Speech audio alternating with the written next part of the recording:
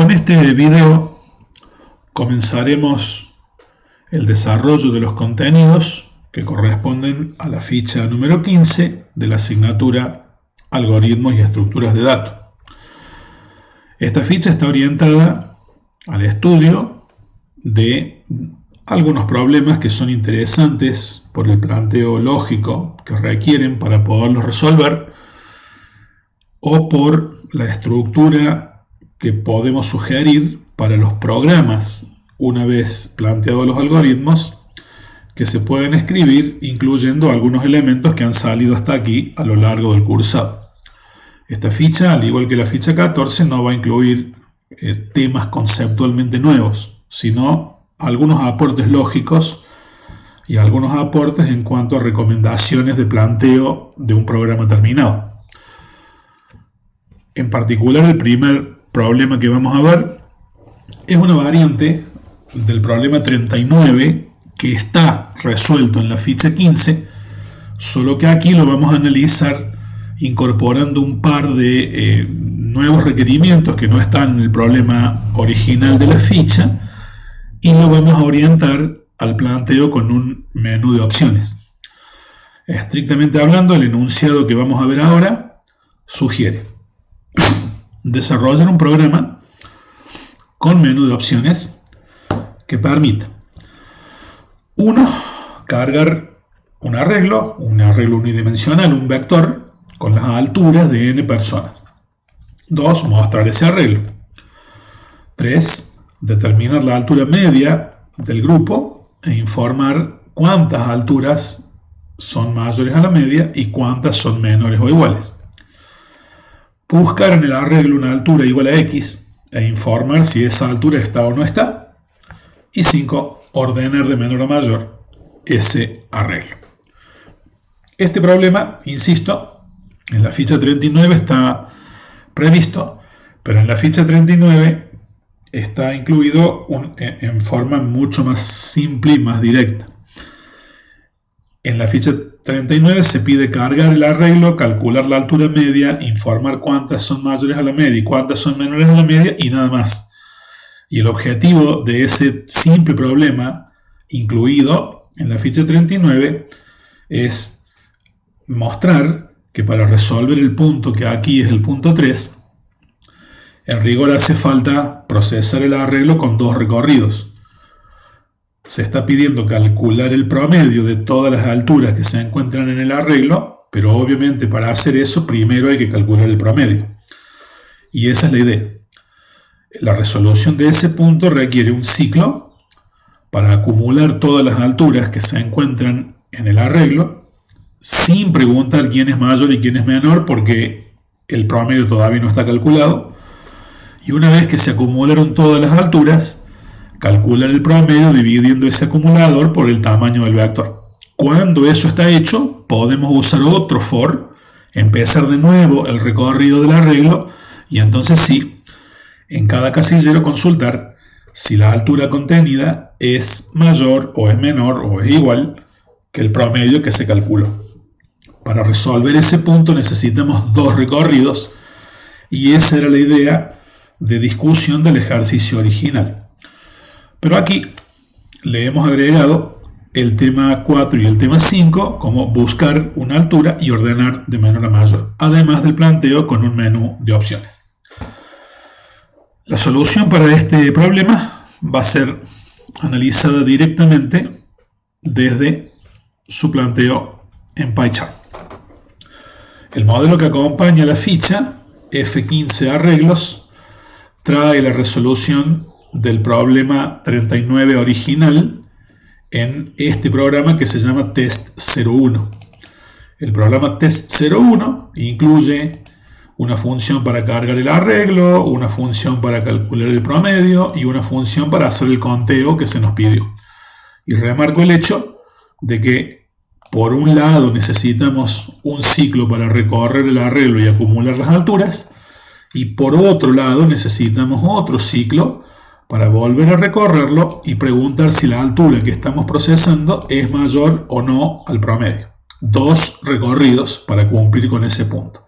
Pero aquí la función test simplemente carga el arreglo, calcula la media, calcula los mayores, las cuentas, muestra y termina en forma secuencial. Y ese es el planteo esencial y básico del problema 39 como está en la ficha.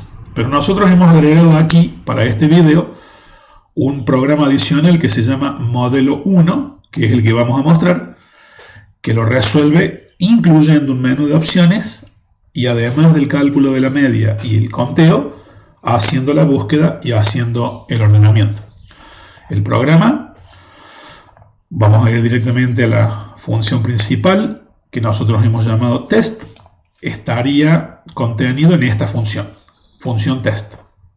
Esta función incluye el menú de opciones, el análisis de la opción elegida por el usuario y la resolución de cada uno de los puntos en función de ello. Aquí el script principal, con la condición para controlar si ese script está siendo ejecutado o está siendo importado, y desde allí lo único que hacemos es invocar a la función test y nada más. Bueno, ¿cómo está hecha esta función test? La idea es que necesitamos un arreglo en el que se guarden las distintas alturas que se van a cargar por teclado. Estamos sugiriendo que ese arreglo sea, la variable para manejar ese arreglo sea inicialmente definida al comenzar el script principal, de manera tal que se deje claro para este script que esa variable se va a utilizar para manejar un arreglo, aunque el arreglo inicialmente esté vacío. La carga del arreglo se va a hacer si el usuario elige la opción número 1, pero mientras tanto el arreglo está definido como tal, aunque todavía no tenga datos, y el hecho de que esté definido en la forma en que lo está nos va a ayudar a realizar algunos controles, como veremos después. Así que una primera recomendación es que apenas arranca la función principal, se defina la variable que va a ser utilizada para manipular el arreglo. Inicialmente no habría problemas en inicializarla con un arreglo vacío. Lo que queremos que quede claro es que esa variable es conveniente que esté inicializada como un arreglo, aunque esté vacío. Luego viene el control del menú. Aquí el planteo de las opciones que van a aparecer en pantalla se hace con una serie de instrucciones print, y en cada una de las print estamos mostrando lo que se llaman cada una de las opciones operativas.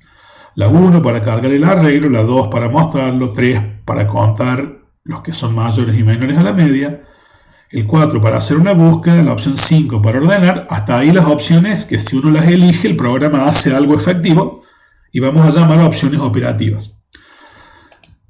Si ya no quedan opciones operativas, debería siempre estar visible en el menú de opciones aquella opción que corresponde con la terminación del programa, que es la 6 en nuestro caso, pero siempre debería estar a la vista para que el usuario sepa cuál es el valor que debe elegir para dar por terminado el programa y no que lo esté adivinando. Bueno, en nuestro caso estamos viendo que nuestro programa se las va a ver con un menú que ofrece 6 opciones al usuario. Y de esas 6, justamente la última es la opción para terminar. Aquí le estamos pidiendo que ingrese el número de la opción elegida, y esto tiene que ver con el ciclo que estamos utilizando aquí arriba para determinar si debemos continuar o detener el menú. El ciclo continúa mientras la opción elegida sea diferente de 6. Aquí estamos suponiendo que si no elige el 6, el usuario va a elegir el 1, el 2, el 3, el 4 o el 5. Mientras la opción no sea 6, el programa debe continuar. Insisto, si el usuario carga algún valor entre 1 y 5 es una opción operativa y luego responderemos a lo que cargó.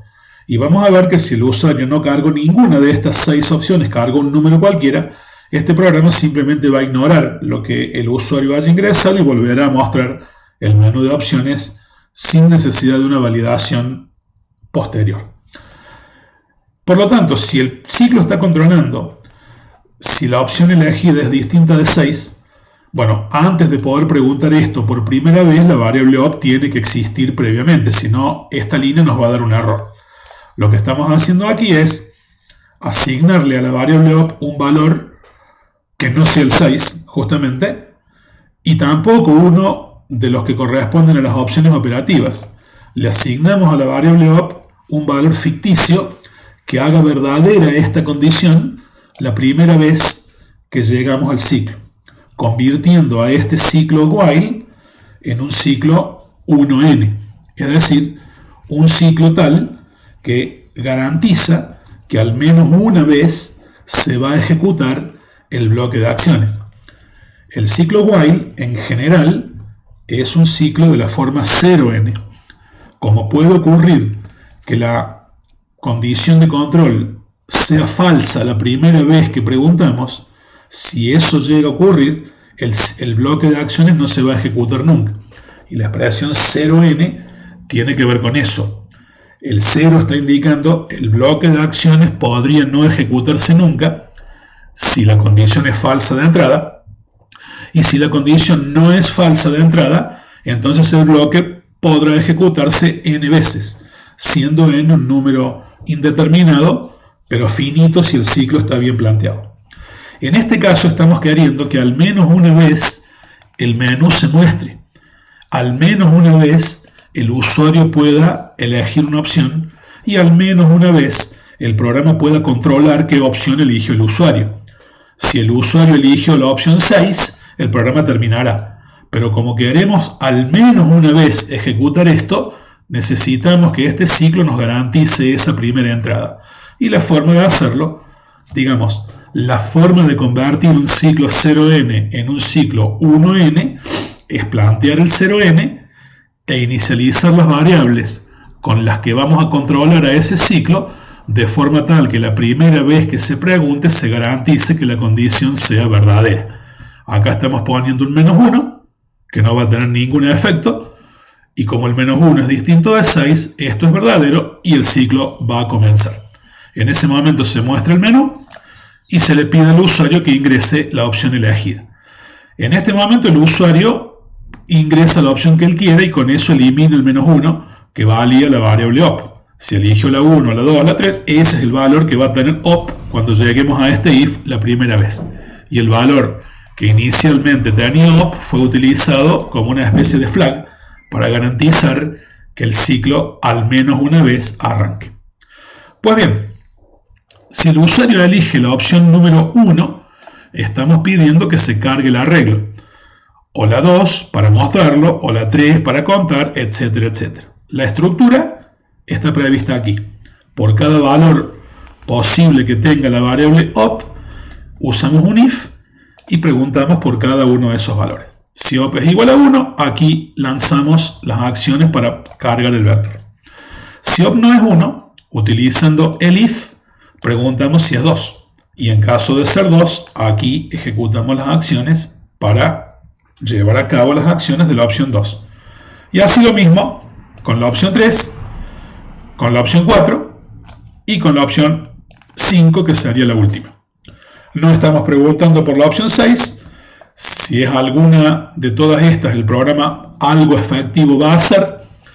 Y si la opción fue la 6, ninguna de estas va a ser verdadera. Va a entrar, digamos, va a quedar sin procesar en forma particular la opción número 6 y va a volver al menú aquí para controlar qué opción eligió el usuario. Como eligió la 6, aquí va a contestar falso, el ciclo va a cortar y el programa terminará.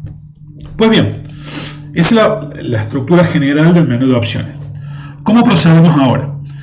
Si el usuario cargó la opción 1, que en este caso es lo que esperaríamos, bueno, en este caso lo que pedimos es que se cargue por teclado el valor de n, el tamaño del arreglo, lo cual estamos haciendo con esta función que tenemos hecha por allí que se llama validate.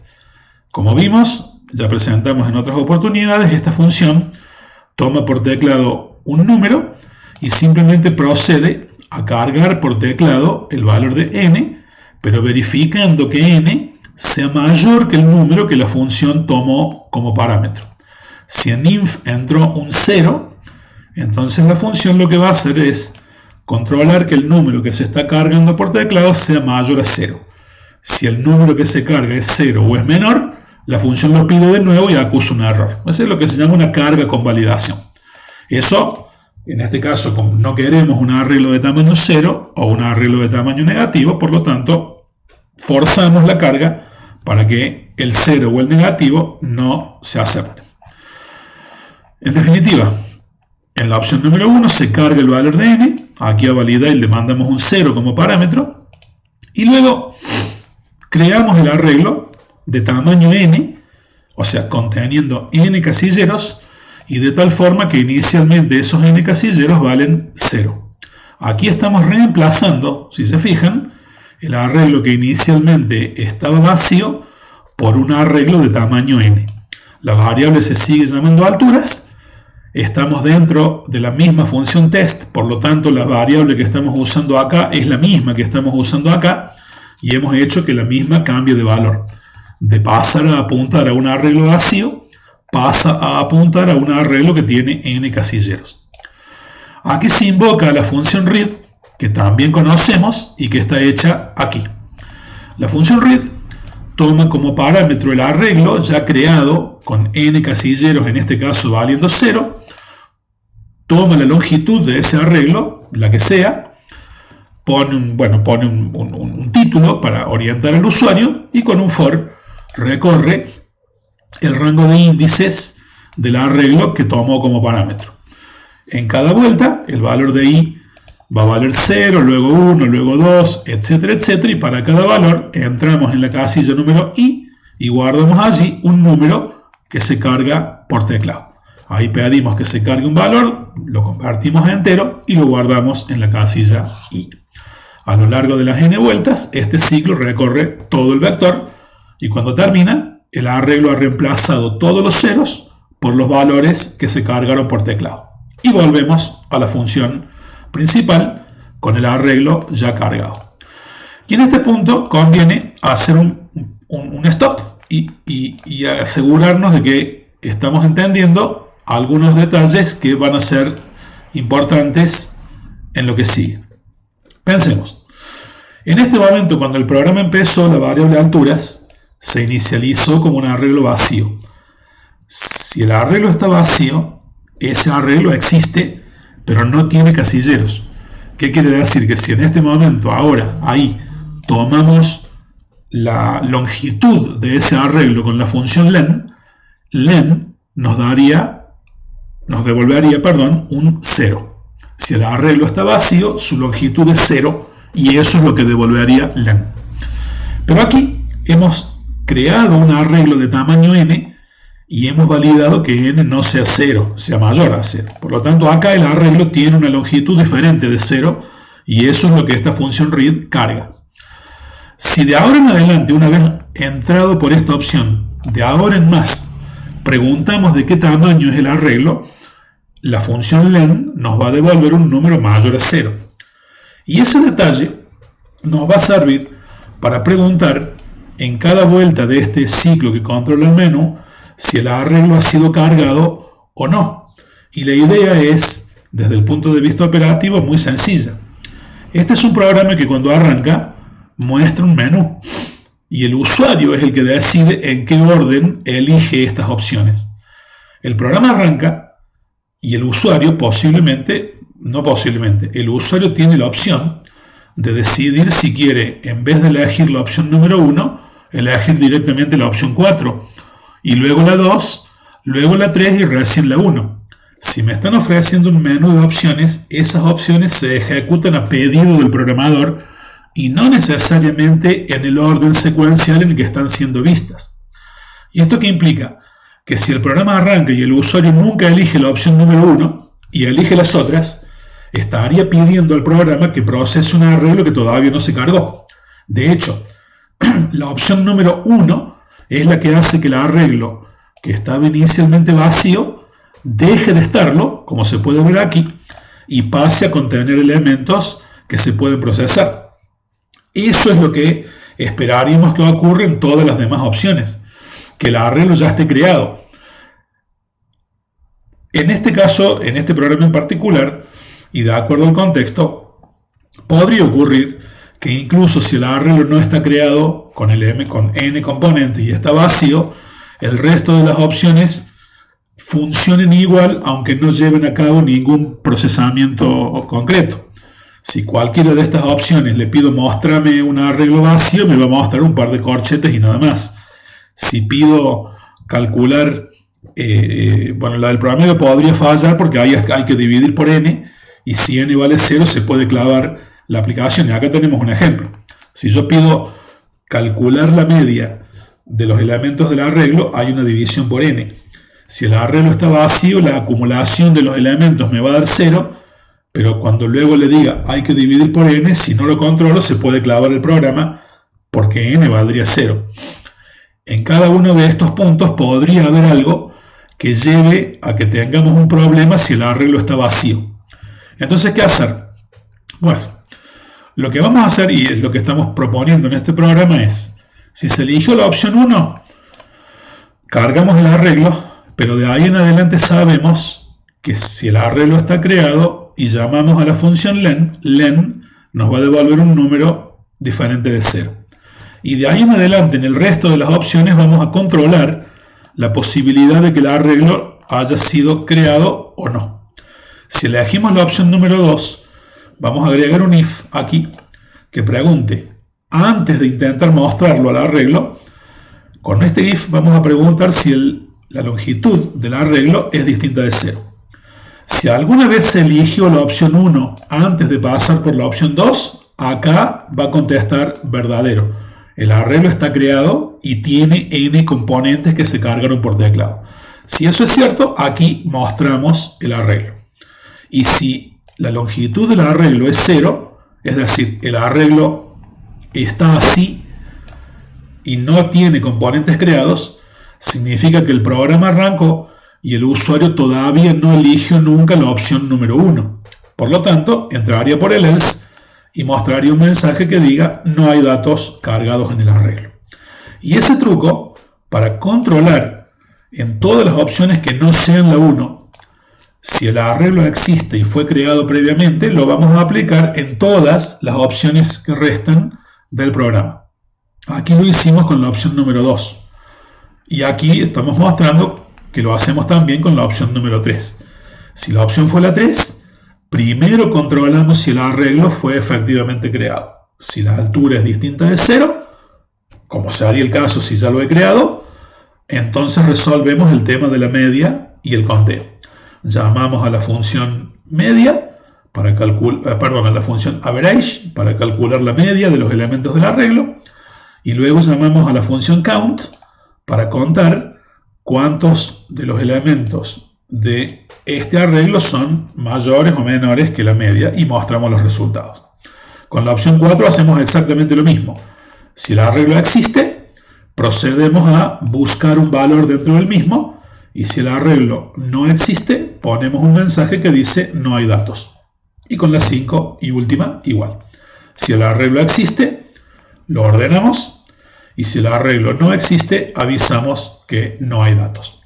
Simplemente para que veamos que esto efectivamente funciona así, vamos a probar a ejecutar el programa y vamos a mostrar que una vez que arranca yo puedo elegir, por ejemplo, la opción número 2 y me termina diciendo no hay datos cargados en el arreglo.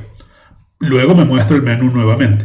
Lo mismo va a pasar si elijo la 3, no hay datos, y lo mismo va a pasar si elijo la 4, no hay datos, ¿sí? O si elijo la 5. Como ven, el programa de alguna manera se está protegiendo de la eventualidad de que el usuario ve el menú y nunca seleccione la opción 1 o la seleccione después de haber intentado llamar a otras opciones. Esta no es la única manera de resolver este control o esta situación, pero es una forma de hacerlo muy práctica. ¿En qué consiste? Acordarse. Cuando comienza la función principal, inicializar la variable con la que se va a manejar el arreglo de forma tal que arranque siendo un arreglo vacío. Eso actúa como un flag en cuanto a su longitud. Podemos preguntar el len de la variable alturas y sabemos que eso nos va a devolver un 0.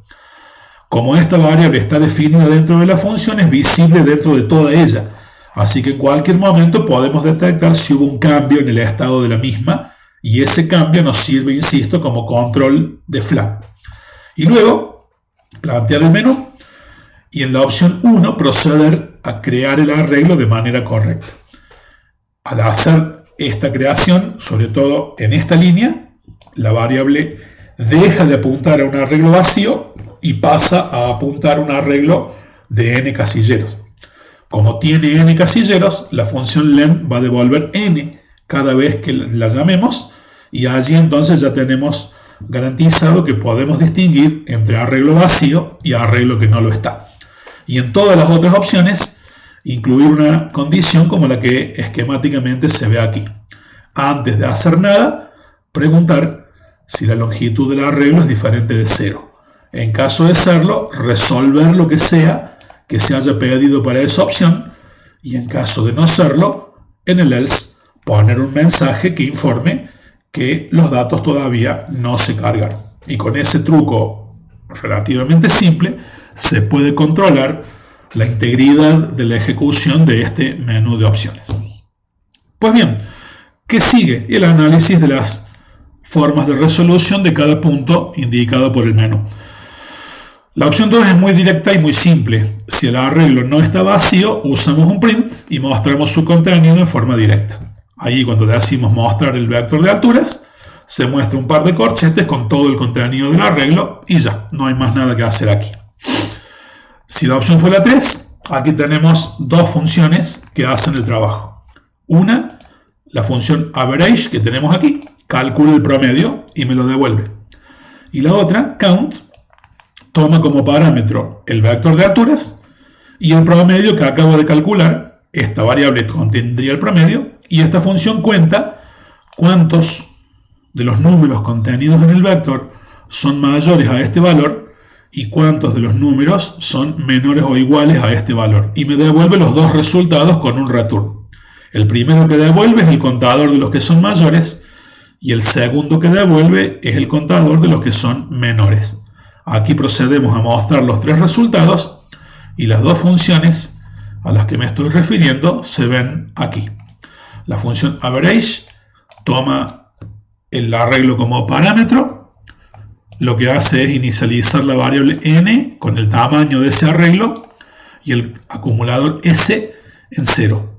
Recorre el arreglo, en realidad recorre el rango de índices del arreglo y en cada vuelta procede a tomar el valor que se encuentra en la casilla número i y acumula ese valor en el acumulador. Cuando el for termina, dividimos el acumulador por n y devolvemos ese valor. Aquí no estoy controlando si el valor de n es 0 para evitar un posible error, porque en el contexto de este problema sé que si llega hasta allí, la variable n está valiendo un valor diferente de 0. No pudo ocurrir que alguien elija esta opción sin cargar previamente el arreglo, porque justamente estamos controlando eso en esta línea. Y por lo tanto, si el arreglo se cargó, estoy positivamente seguro que el valor de n no puede ser 0, porque la función validate está justamente validando eso. Así que en este caso puedo obviar el control. Aquí calculo el promedio y regreso.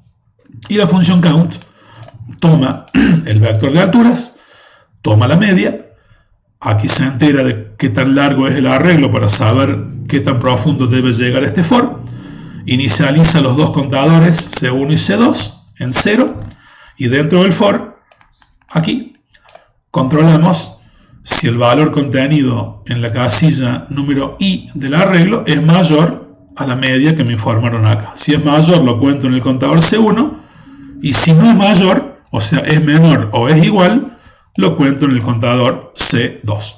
Cuando el for termina, retorno ambos contadores y asunto terminado. Y lo que quiero remarcar aquí es que este punto en particular, como ya dijimos, debe resolverse haciendo dos recorridos. Un recorrido, que es el que estamos viendo aquí, con ese for, para acumular los elementos y calcular el promedio. Y otro recorrido, que es el que estamos haciendo aquí con este for, para contar los valores dentro del arreglo que son mayores al promedio. No puedo resolver este problema con un solo recorrido. El promedio solo podrá conocerse cuando hayamos terminado de recorrer el arreglo entero una vez para acumular sus valores. Y si mientras voy recorriendo voy calculando el promedio que estoy calculando es lo que se llama un promedio parcial, no el promedio total. Y los resultados que estaría contando en las variables C1 y C2 serían absolutamente incorrectos. Necesitamos 2 recorridos para resolver este sencillo punto. Muy bien, eso resolvería el punto 3 y nos quedarían el punto 4, que es cargue una altura y búsquela, y el punto 5, que es ordenar. Y aquí lo que cabe es una pequeña discusión de contexto. El punto 4, la opción número 4, si es elegida, de nuevo, controla que el arreglo exista, y si el arreglo existe, pedimos que se cargue por teclado un valor X, y llamamos a una función que aquí hemos denominado search, a la cual le pasamos el vector de alturas y le pasamos el valor de X. La función search, como ya sabemos, va a buscar el valor de X en el vector de alturas y en caso de encontrarlo me va a devolver en la variable post el índice del casillero donde encontró a X, si lo encontró. Y si no lo encontró, me va a devolver en esta variable el valor -1. Pues bien, la pregunta que cabe hacerse aquí es si esta función debe programar la búsqueda secuencial o debe programar la búsqueda binaria. Recordemos que la búsqueda binaria es mucho más rápida que la búsqueda secuencial y por lo tanto uno pensaría, en la medida que pueda, tendría que intentar programar la búsqueda binaria. Pero también recuerden que la búsqueda binaria exige que el arreglo esté ordenado. Entonces, si uno analiza el contexto de este problema de manera algo inocente y sin fijarse en los detalles, podría decir, pero la opción número 5 está ordenando el arreglo. Por lo tanto, si el arreglo va a estar ordenado, cuando pida hacer una búsqueda debería ser binaria. El razonamiento tiene una parte correcta y una parte incorrecta. Si podemos garantizar que cada vez que entremos en la opción 4, toda y cada vez que entremos en la opción 4 el arreglo va a estar ordenado, entonces sí, la respuesta es correcta, hay que aplicar búsqueda binaria, sin duda. Pero el hecho es que en este contexto, en el contexto de este problema en particular, no podemos garantizar que cada vez que entremos por aquí el arreglo esté ordenado. Esto es un menú de opciones.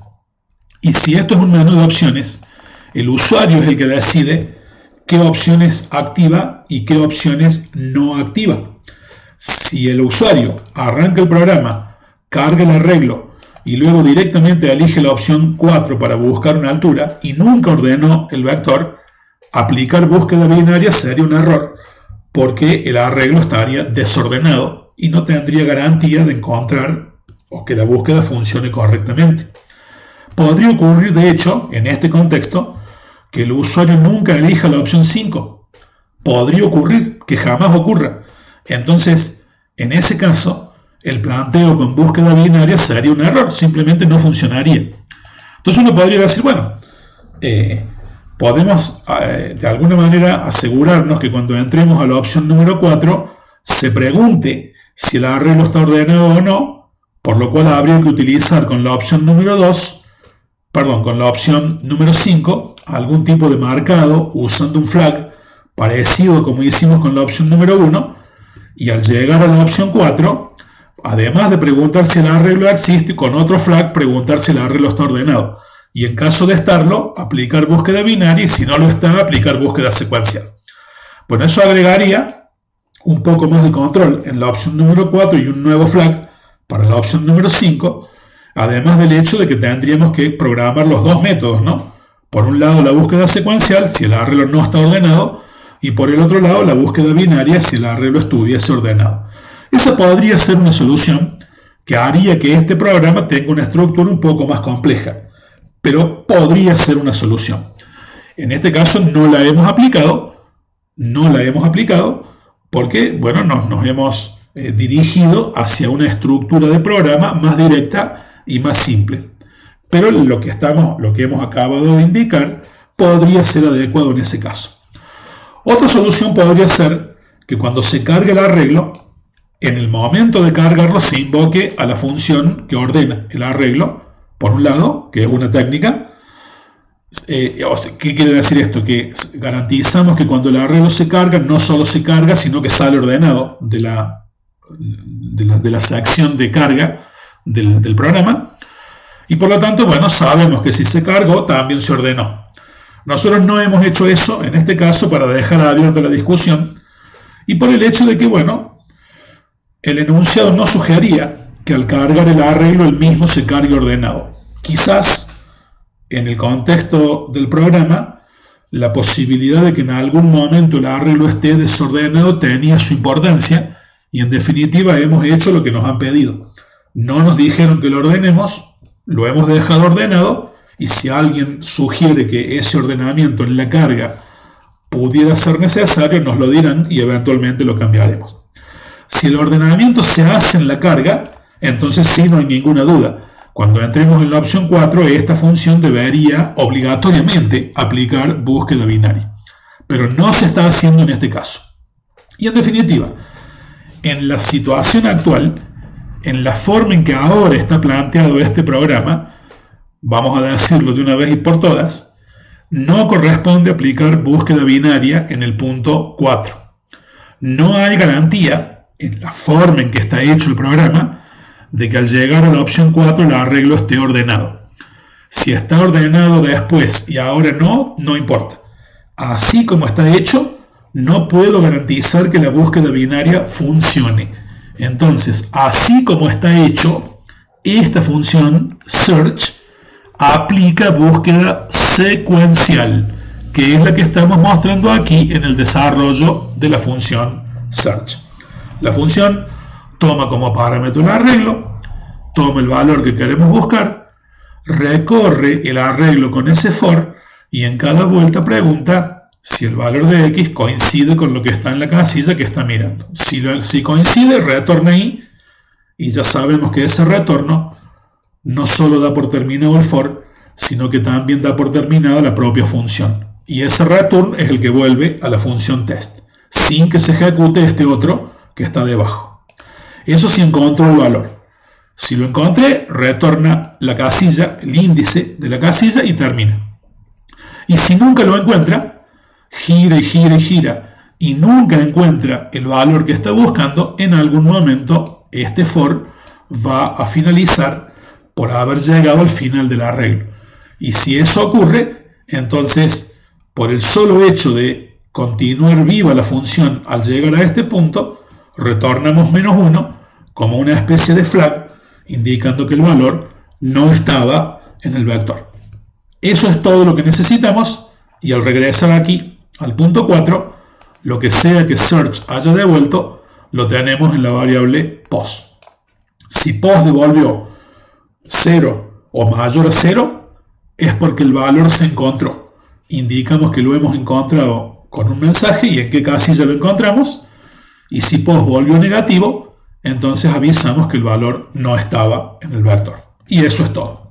Y vuelvo a insistir, estamos aplicando búsqueda secuencial porque no tenemos ninguna garantía en el contexto y en la forma en que el programa fue planteado de que al llegar a la opción 4 el arreglo esté ordenado. ¿Se podría modificar el programa para garantizar que al llegar a este punto el arreglo esté ordenado? Sí. Se podría hacer la carga y al terminar la carga ordenar. Se podría hacer la carga de manera tal que cada valor que se agregue al arreglo se vaya insertando en el lugar correcto para que quede ordenado. Esa técnica la vamos a ver más adelante.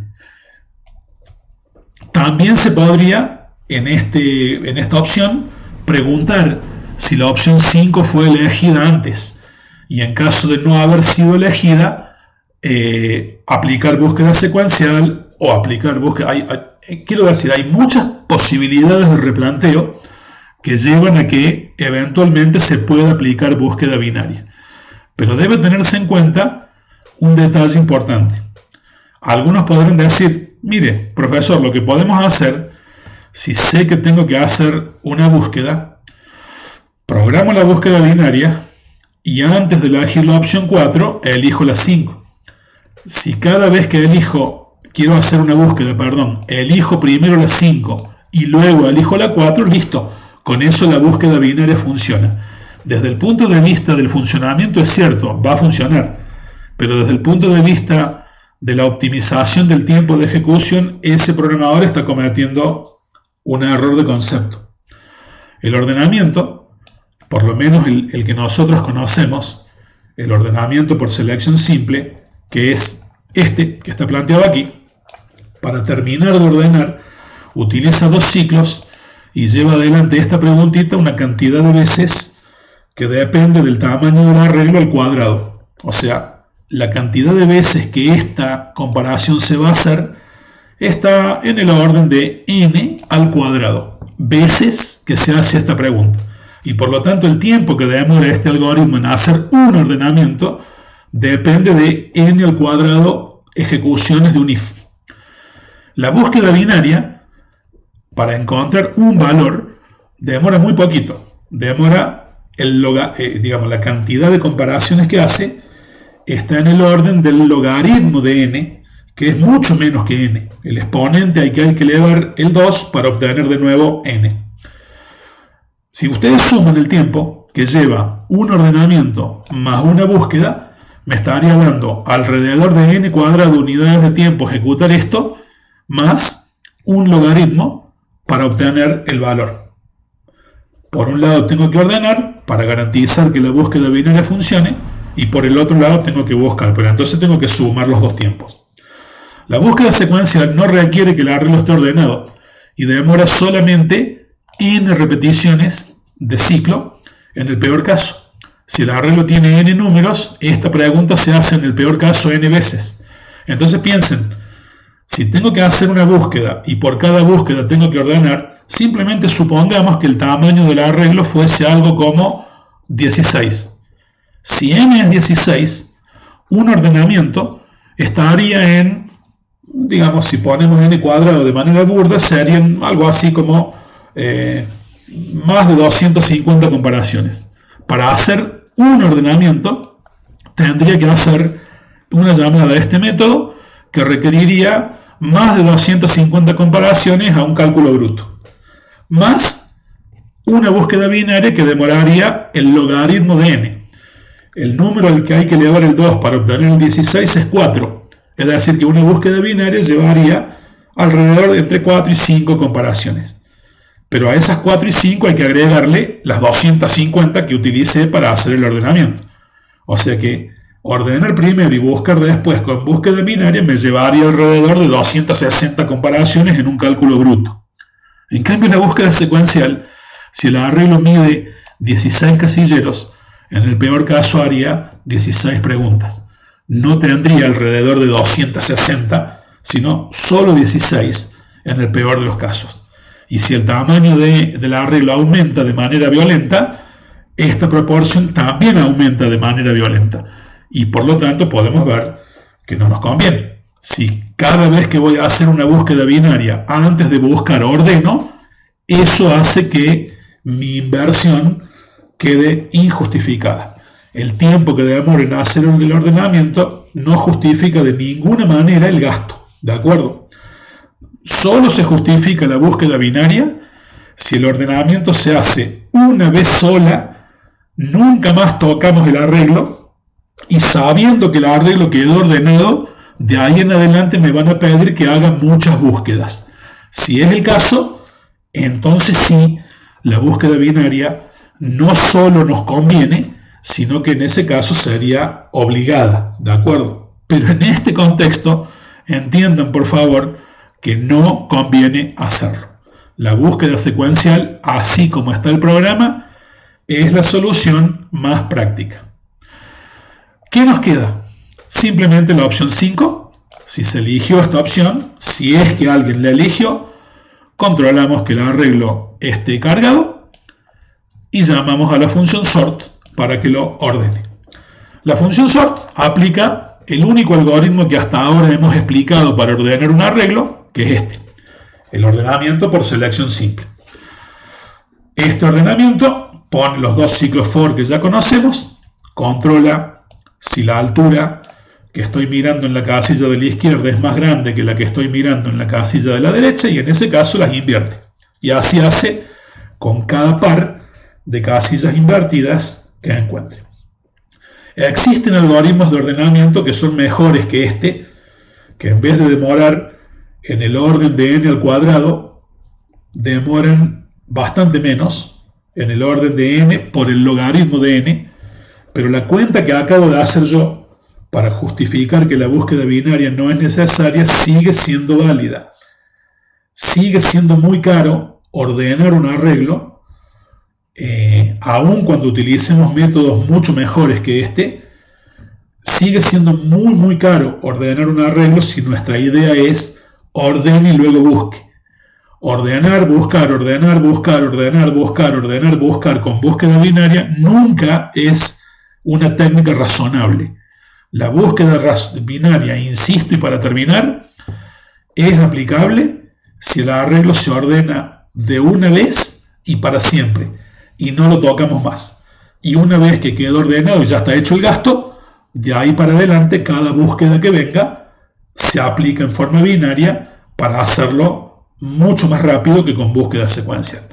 Pero si mi idea peregrina es ordene, busque, ordene, busque, ordene, busque, ordene, busque, cada vez que ordene estoy gastando una enorme cantidad de tiempo para favorecer una sola búsqueda veloz.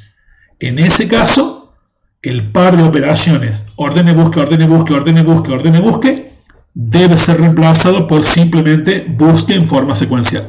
Y ya. Muy bien, con eso terminamos de explicar toda la estructura del programa y hacemos una ejecución para hacer ver que efectivamente funciona. Si elegimos la opción número 1, a lo mejor cargamos 5 números. Acá podemos cargar los números en centímetros, ¿no? 175, 180, 170, 165 y 190. Números que expresan alturas de distintas personas. Ya está cargado el arreglo. Si le pedimos que lo muestra en el orden que se cargó, ¿sí? Si yo ahora le digo elijo la opción 5, lo va a ordenar de menor a mayor. Obviamente no me lo muestra. Si lo quiero ver, lo elijo mostrarlo con la opción número 2 y allí me lo muestra, como pueden ver. Si elijo la opción número 3, calcula la media, que es en este caso 176. Tengo 2 mayores que la media y 3 que son menores o iguales. Y si ahora pido buscar un valor, por ejemplo el 180, en este caso me dice lo encontré en la casilla 3. La casilla 3, 0, este arreglo no me acuerdo si está ordenado, sí, casilla 3. 0, 1, 2, 3, acá está. No me acordaba si yo lo había ordenado o no, pero aquí el 180 está en la casilla 3, que es efectivamente lo que me está indicando aquí. El arreglo tiene 5 elementos numerados del 0 al 4. Esta última es la 4 y esta es la 3. Una vez ordenados los elementos, en la 3 quedó el 180. Estoy mirando que originalmente, vean, el 180 estaba en la 1, pero después de ordenarlo hicimos la búsqueda. Muy bien. Un solo detalle, observen que si yo aquí elijo, por ejemplo, la opción 8, que no es ninguna de las válidas, ¿qué hace el programa? El programa directamente no hace nada, ignora mi carga, como si no hubiese hecho nada, y me vuelve a mostrar el menú de opciones, pidiéndome que cargue de nuevo el valor de la opción elegida. Así que, en rigor, no es estrictamente necesario que el programa de alguna manera valide qué opción cargué, porque este ciclo está haciendo la validación de manera indirecta, ¿de acuerdo? Las únicas opciones a las que va a responder son estas 6. Si alguien carga un número que no sea ninguno de esos 6, el programa va a dar una vuelta sin hacer nada y va a mostrar todas estas opciones de nuevo sin realizar ninguna acción en particular. Así que no es necesario preocuparse por valores que no sean los que están previstos en el menú. Con eso terminamos de mostrar cómo resolver este problema. Aquí voy a dar por terminada la ejecución y damos por ello por terminada la explicación de cómo resolver este caso.